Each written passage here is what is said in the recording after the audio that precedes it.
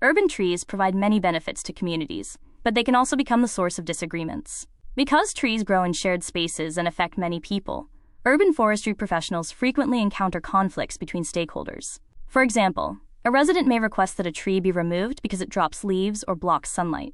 Another resident may strongly oppose removing the same tree because it provides shade and beauty. Developers may want to remove trees to make space for construction. Meanwhile, city officials may want to preserve those trees because of their environmental value. Urban foresters must often navigate these competing perspectives. Managing these situations effectively requires strong communication and conflict resolution skills. One of the first steps in resolving conflicts is listening carefully to stakeholder concerns.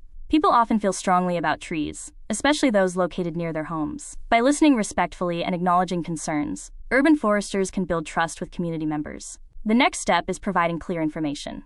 Many conflicts arise because people may not fully understand the role of urban trees or the policies that guide their management.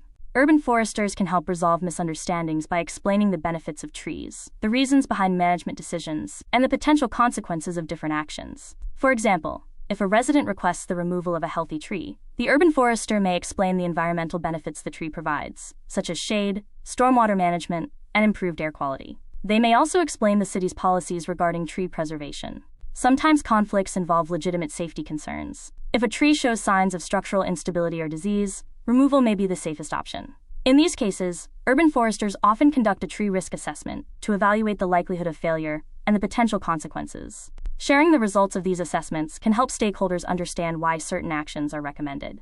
Another important strategy in conflict resolution is seeking compromise solutions. For example, instead of removing a tree entirely, pruning may address concerns about overhanging branches. In other situations, replacement planting may help balance the loss of a tree. Urban forestry professionals must also be familiar with local tree ordinances and policies. These regulations often guide decisions about tree removal, planting, and maintenance. By following established policies, urban foresters ensure that decisions are consistent and transparent. Maintaining fairness and consistency helps build trust with the community. Finally, public education plays an important role in preventing conflicts. When residents understand the value of urban trees and the goals of urban forestry programs, they are more likely to support management decisions. Community workshops, public meetings, and educational outreach can help strengthen these relationships. For the ISA Urban Forest Professional Exam, remember that effective communication, clear information, and understanding stakeholder concerns are key strategies for resolving urban forestry conflicts. Exam questions may emphasize the importance of balancing community concerns with urban forest management goals. Today we explored how urban forestry professionals address conflicts and work with communities to manage trees and shared spaces. By listening carefully, communicating clearly, and applying consistent policies, urban foresters can resolve disagreements and maintain public trust. But effective communication involves more than resolving conflicts. In the next podcast, we'll explore public outreach and education and how urban forestry programs engage communities to support urban forests. You've been listening to the Arborist-podcast.